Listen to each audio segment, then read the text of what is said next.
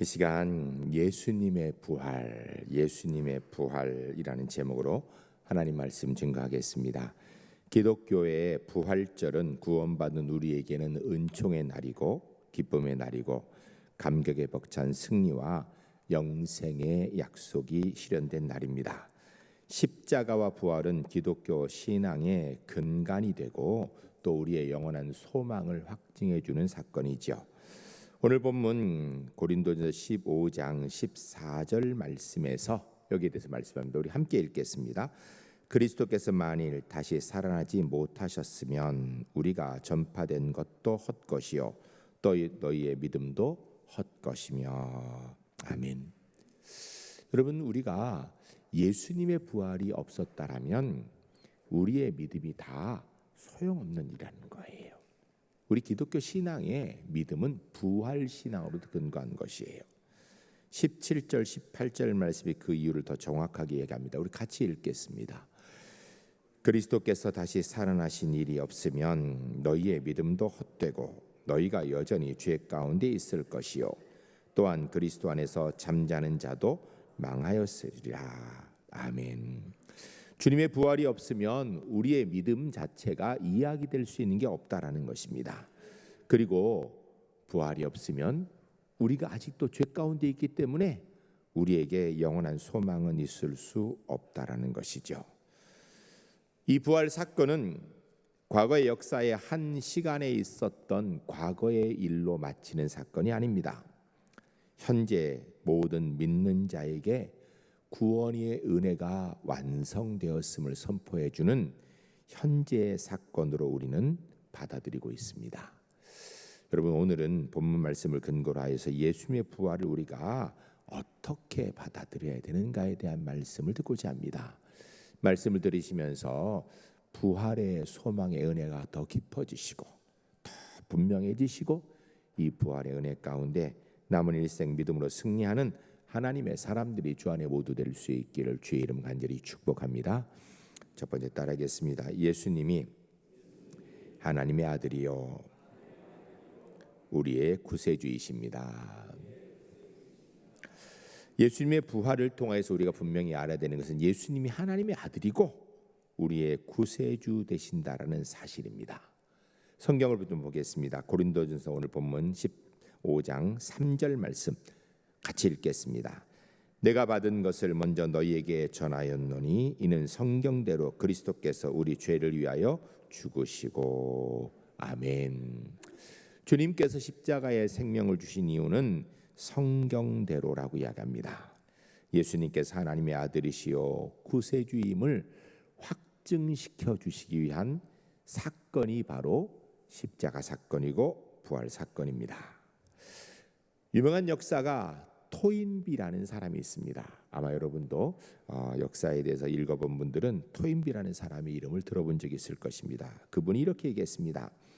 나는 여러 해 동안 여러 시대를 연구하고 여러 저서에 대한 증거를 조사 연구하여 보아도 인생의 역사 중에 예수 그리스도가 십자가에 죽으신 후 다시 부활하셨다라는 표징보다 더 확실한 증거는 없었다라고 이야기했습니다. 역사가로서 많은 인류의 역사들을 조사해 보니까 예수님이 십자가에 죽으시고 부활하신 것보다 더 확실한 증거가 있는 것이 없다라는 것입니다. 유명한 철학자 파스칼, 그도 이렇게 얘기했습니다. 아브라함의 하나님, 이삭의 하나님, 야곱의 하나님은 철학자의 신학자의 하나님이 아니라 성경에 기록된 대로 믿는 자의 하나님이시다라고 이야기했습니다. 여러분, 우리가 예수님의 부활을 믿는 것은 성경대로 믿는 것이고 이 믿음은 곧 그분이 나의 구주이심을 고백하는 사실입니다. 주는 그리스도시요 살아계신 하나님의 아들이십니다. 이 신앙 고백이 오늘 부활절을 맞이하는 우리 모든 성도님들의 믿음의 고백이 될 수 있기를 주의 이름 간절히 축복합니다. 우리 한번 따라하겠습니다. 예수님은 그리스도시요 살아계신 하나님의 아들이십니다. 한 번 더 합니다. 예수님은 그리스도시요 살아계신 하나님의 아들이십니다. 이 믿음의 고백이 우리의 신앙의 가장 근간이 되는 것입니다. 그분이 바로 우리의 구주 되신다라는 것입니다. 이 시간 우리 성도님들 모두가 하나님의 은혜로 믿음의 눈이 떠지고 믿음의 귀가 열려 부활하신 예수님을 믿고 따르는 은혜를 누리는 하나님의 사람들이 모두 될 수 있기를 주의 이름 간절히 축복합니다. 죽은 자는 죽은 자를 살릴 수 없습니다. 죽은 자 가운데 부활하신 예수 그리스도만이 사망 권세에 잡힌 사람에게 생명의 소망을 줄 수 있는 것입니다.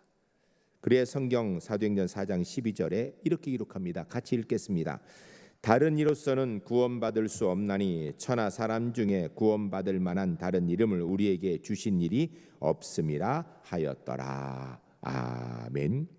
세상에 대단한 성현도 있고 놀라운 삶의 가르침을 준 사람도 많이 있지만 그것으로 구원받을 수 있는 길이 없습니다. 왜?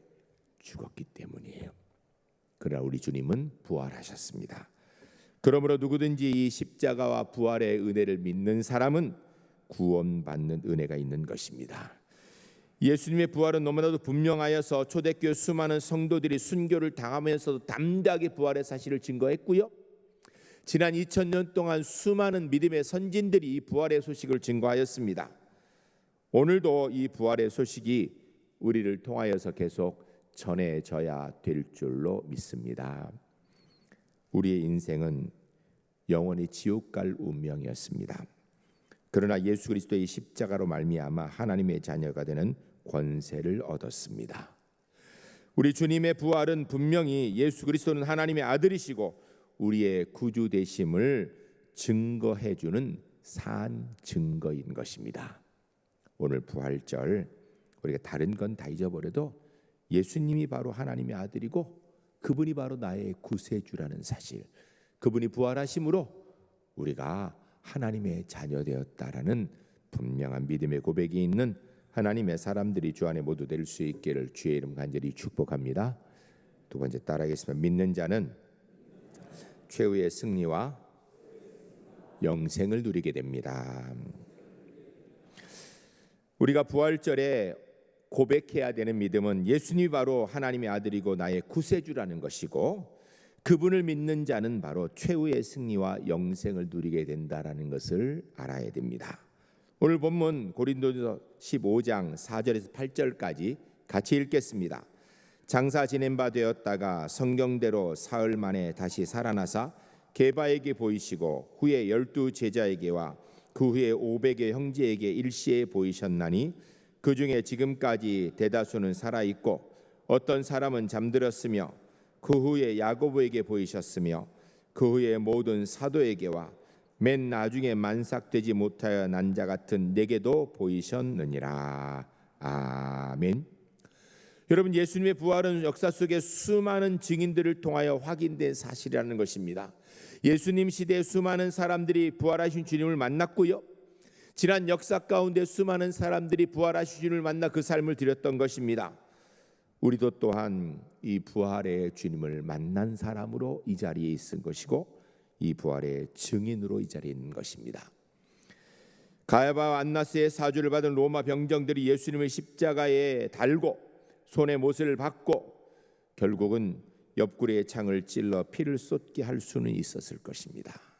그러나 예수님을 영원히 죽이지는 못하였습니다. 예수님의 부활은 모든 믿는 자에게 영생을 주시는 믿음의 최후의 승리의 보장이 되시는 것입니다. 부활 사건은 실망했던 제자들에게 더욱더 큰 믿음과 확신과 구원의 은혜를 이루었습니다. 엠마오로 가던 제자들에게도, 바다로 돌아갔던 베드로에게도, 뿔뿔이 흩었던 제자들도 다시 모이게 하고 그들이 함께 주의 명령에 따라 기도하게 하였습니다. 그리고 그 결과로 성령이 충만하여 이 부활의 주님을 목숨 걸고 증거하여 하나님의 구원의 역사를 이룬 것입니다. 부활 사건이 있기 전까지 제자들이 어땠는가? 자기들의 생명의 위협을 느끼니까 각자 자기 살 길 찾아서 도망갔습니다. 심지어는 예수님의 수제 베드로는 예수님을 자기 살려고 모른다고 부인까지 하였지요. 그러나 부활의 주님을 만난 이후에 제자들은 다시 용기를 얻고 모여서 기도하고 성령이 충만하고 나니까 어떤 결과가 있는가? 생명을 다하여서 이 부활에 증인되었다라는 것입니다. 19세기 미국의 신앙의 위대한 지도자 무디 목사님이 이런 말씀을 하셨습니다. 후일에 내가 죽었다는 소식을 있거든 조금도 믿지 마시오. 왜냐고요? 내가 죽었다고 하는 그 순간부터 지금 살아있을 때 더욱 힘차게 살 것이기 때문이요. 무디가 죽어 장사된 것은 다만 영혼 없는 빈 무덤뿐이라 영혼은 사랑이 많으신 하나님께로 가서 주와 영원히 살고 있을 것입니다 라고 고백했습니다.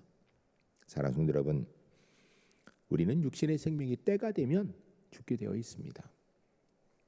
그러나 우리는 예수 믿는 하나님의 사람이기 때문에 육신의 생명이 있을 때에도 하나님의 자녀로 사는 것이고요, 육신의 생명이 마치게 되면 우리의 생명의 본질은 주와 함께 천국에서 영생의 삶을 살게 되는 줄로 믿습니다. 이 믿음을 확인시켜주고 보장해주는 것이 바로 예수님의 부활 사건인 것입니다. 주님의 부활은 악에 대한 선의 승리이고 죽음에 대한 생명의 승리이며 의심과 회의에 대한 믿음의 승리이고 실망에 대한 소망의 승리입니다. 뿐만 아니라 불충에 대한 사명의 승리이며 흑암에 대한 광명의 승리이고 슬픔에 대한 기쁨의 승리입니다. 그리스도의 부활은 신화나 설화가 아닙니다. 그리스도의 빈 무덤은 죄와 죽음을 소멸하는 하나님의 선언의 증표입니다. 부활은 하나님께만 있으며 부활은 기독교 신앙의 전부이며 부활은 모든 믿는 사람들에게 영생의 소망이 되는 사건입니다. 예수 그리스도는 십자가에서 죽으심으로 끝난 것이 아니라 부활로 소망을 주시고 다시 오시겠다는 약속을 남기고 하늘로 승천하신 것입니다. 그래서 부활절은 우리가 52주 중에 한 주만 지키는 게 아니에요. 부활절 절기로는 한 주를 지키는데요, 사실은 우리가 모든 52주 예배는 부활하신 주님을 만나는 감사의 축제 예배를 드리는 것입니다.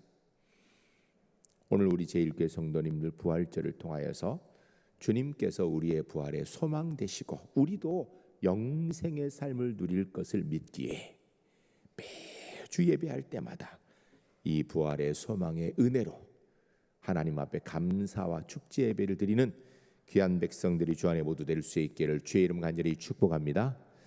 세 번째 따라하겠습니다. 예수님의 부활은 임마누엘 되심을 확증케 합니다.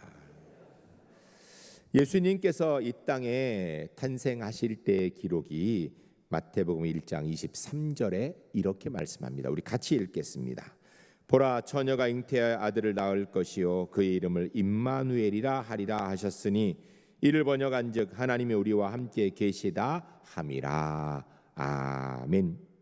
예수님께서 태어나실 것을 말씀하실 때에 천사가 이르기를 그의 이름이 임마누엘이라. 그 뜻은 하나님이 우리와 함께 하신다. 우리와 함께 하기 위해서 하나님이 이 땅에 육신을 입고 오셨다라는 것입니다. 그 주님께서 십자가에서 우리를 위해 생명을 주셨고 그리고 부활하셔서 다시 승천하기 전에 마지막 우리에게 또 말씀하신 내용이 마태복음 28장 20절에 기록되어 있습니다. 우리 같이 읽겠습니다. 내가 너에게 분부한 모든 것을 가르쳐 지키게 하라. 볼지어다 내가 세상 끝날까지 너희와 항상 함께 있으리라 하시니라. 아멘. 주님이 승천하시기 전에 말씀하시기를 내가 세상 끝날까지 너희와 항상 함께 있으리라. 왜 세상 끝날까지인가? 그 이후에 천국에는 주와 함께 영생하기 때문에 그때까지 너희 혼자 열심히 신앙생활하고 열심히 살아서 내게로 와라가 아니라 내가 그때까지 너희와 함께 있을 것이라는 것입니다. 이 약속의 말씀대로 부활하신 예수님은 엠마오로 가는 두 제자와 함께 하셨고 그리하여서 그들의 근심 걱정을 풀어주셨습니다. 의심이 가득한 도마에게도 함께 하셔서 의심을 풀어주셨습니다. 제자들이 모인 곳에서 함께 하셔서 그들에게 믿음의 용기를 주셨던 것입니다. 이 주님의 모습을 성경 요한복음 14장 18절에 이렇게 기록합니다. 같이 읽겠습니다. 내가 너희를 고아와 같이 버려두지 아니하고 너희에게로 오리라. 아멘. 부활하신 예수님을 믿는 자를 홀로 외롭게 두지 않으신다라는 것입니다. 육신의 눈에 보이지 않아도 부활하신 주님은 우리와 늘 함께 하신다고 약속하신 것입니다. 여러분, 이 약속을 믿으십니까? 믿으시기 바랍니다. 제가 설교 시간에 이야기한 적이 있는 내용입니다. 제가 무학교에 부목사로 있을 때 성남 지역에 신방을 가게 되었습니다. 그래서 제가 운전하고 저랑 같이 신방하는 권사님 타시고 또 구역장님 타시고 그 신방하는 집을 못 찾을까 봐 그 집 주인 되신 권사님이 뒤에 타고 이렇게 신방을 가게 됐어요. 성남시 분당구는 아주 잘 사는 지역입니다. 그러나 성남시는 그렇게 잘 사는 지역이 아니에요. 산동네거든요. 그래서 운전해서 갔는데 이렇게 산 중턱까지 차를 타고 올라가더라고요. 그 중턱 올라가니까 평평한 데 있는데 거기에 연립들이 있어. 5층짜리 연립 몇 동이 있는데 그 중에 한 동 앞에 섰습니다. 주차를 하고 올라가는데 보니까 그 연립 5층이에요. 그러니까 5층까지 올라오는 젊은 저도 숨이 차더라고요. 연세 드신 분들이 숨 차시죠. 그리고 이제 문을 열어서 권사님 들어가고 제가 뒤에 딱 따라 들어가는데 집이 썰렁해요. 아무도 없다란 얘기죠, 집에.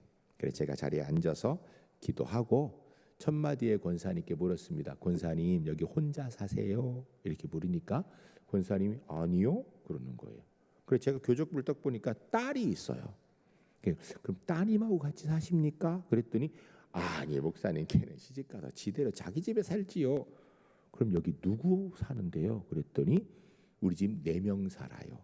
성부, 성자, 성령. 이 권사님 이름이 주순조. 이렇게 4명 사신다라는 거예요. 젊은 목사가 충격받았습니다. 저는 사실 늘 제가 주님과 함께 산다라는 생각을 많이 못했거든요. 여러분, 우리가 이 땅에서 어느 곳에서 어떤 모양으로 있든지 주님께서 함께 하시는 줄로 믿습니다. 성부, 성자, 성령 하나님과 우리가 매일매일 동행하시는 줄로 믿습니다. 이것을 위하여서 우리 주님께서 부활하신 것입니다. 하나님께서 기드온을 부르셔서 미디안을 구원하라 하십니다. 그런데 기드온이 자신이 없어요. 그래 한 얘기가 사사기 6장 15절에 기록되어 있습니다. 같이 읽겠습니다. 그러나 기드온이 그에게 대답하되 오 주여, 내가 무엇으로 이스라엘을 구원하리이까? 보소서, 나의 집은 므낫세 중에 극히 약하고 나는 내 아버지 집에서 가장 작은 자니이다 하니. 아멘. 하나님께서 기드온에게 네가 일어나서 저 미디안 백성들을 물리쳐라. 저 미디안 백성 때문에 너희 백성들이, 내 백성들이 고난당하고 있는데, 기도하고 있는데 네가 가서 물리쳐라 하니까 기드온이 하는 얘기가, 하나님, 제가 누구간데 그 일합니까? 저는 그러한 일한 능력이 없습니다. 우리 가문은요 므낫세 지파에서 가장 작은 가문이고요, 그리고 우리 집에서 저는 가장 볼품없는 사람이에요. 나 같은 사람이 무슨 그런 일을 하겠습니까? 라고 대답한 거예요. 그때 하나님의 응답이 그 다음 절인 16절에 기록되어 있습니다. 같이 읽겠습니다. 여호와께서 그에게 이르시되 내가 반드시 너와 함께 하리니 내가 미디안 사람 치기를 한 사람 치듯 하리라 하시니라. 아멘. 하나님께서 그렇게 못하겠다라고, 실제로 기드온은 대단한 사람 아니거든요. 사실이거든요. 그런데 주님이 말씀하시기를 네가 반드시 미디안을 물리칠 거다. 왜? 네가 잘나서가 아니라, 네 능력이 뛰어나서가 아니라 내가 반드시 너와 함께 할 것이기 때문에 너 미디안을 물리칠 것이다 라고 말씀하셨습니다. 수천 년 전에 기드온과 함께 하신 하나님, 성남의 그 산 꼭대기에 5층 연립에 아무도 없는 곳이지만 주순조 권사님과 함께 하신 하나님께서 우리가 어느 곳에서 무엇 할지라도 분명히 우리와 함께 하시는 줄로 믿습니다. 이 믿음으로 살아가시는 하나님의 사람들이 모두 될 수 있기를 주의 이름 간절히 축복합니다. 부활하신 주님은 지금도 우리와 함께 하십니다. 우리가 어느 곳에 있든지 우리와 함께 하십니다. 나치의 강제 수용소 가스실에서 극적으로 살아난 빅토르 프랑크라는 박사님이 계셨습니다. 유태인이죠. 그가 이런 얘기를 했습니다. 육체적으로나 정신적으로 어려운 상황에 처해 있을 때 절망하고 포기하는 자들은 모조리 쓰러졌다. 그러나 삶에 대한 확신을 가지고 희망을 저버리지 않는 자는 절망 속에서도 일어설 수 있었다. 사랑하는 성도 여러분, 하나님이 함께하는 사람은 절망의 상황에서도 절대 포기하면 안 됩니다. 왜요? 하나님이 함께 하시기 때문에. 마치 젖먹이 아이가 엄마 품속에서 천둥과 번개가 쳐도 총소리와 폭탄 소리가 나도 겁내하지 않은 것처럼 주님이 함께 하시면 내가 절망의 침대에 누워 있어도 그것은 하나님의 품이 될 것입니다. 내가 사망의 음침한 골짜기를 걸을지라도 하나님이 함께 하시면 그것은 생명의 잔디밭이 될 줄로 믿습니다. 사람도 세상도 불의도 사단의 권세도 두려워하지 맙시다. 내가 그럴 능력이 있어서가 아니고요, 하나님이 나와 함께 하시기 때문입니다. 이 믿음의 고백을 다윗이 하였습니다. 시편 23편 4절, 우리가 나의 믿음으로 알고 우리 함께 고백하겠습니다. 내가 사망의 음침한 골짜기로 다닐지라도 해를 두려워하지 않을 것은 주께서 나와 함께 하심이라. 주의 지팡이와 막대기가 나를 안위하시나이다. 아멘. 우리 한 번 더 읽겠습니다. 우리 믿음으로 고백하는데 여기서 내가, 나, 이것을 자기 이름을 넣어서 한번 고백하겠습니다. 같이 하겠습니다. 저는 제 이름 넣겠습니다. 여러분 이름 넣으세요. 김성수가 사망의 음침한 골짜기를 다닐지라도 해를 두려워하지 않을 것은 주께서 김성수와 함께 하심이라. 주의 지팡이와 막대기가 김성수를 안위하시나이다. 아멘. 이 다윗의 믿음의 고백, 기도원에게 주신 약속, 부활의 주님께서 우리와 함께 하신다는 약속 믿고 이 믿음의 은혜로 승리하면 하나님의 사람들의 삶을 살아가시기를 주의 이름 간절히 축복합니다. 이 시간 함께 기도하겠습니다. 기도할 때 주님, 오늘 부활절에 주신 말씀대로 예수님은 하나님의 아들이고 우리 구세주입니다. 이 믿음으로 우리가 최후의 승리의 영생을 보장받았습니다. 그때까지 우리가 임마누엘 되신 주님과 함께 매일매일 승리하는 삶을 살 줄로 믿습니다. 우리 믿음으로 함께 고백하며 기도하겠습니다.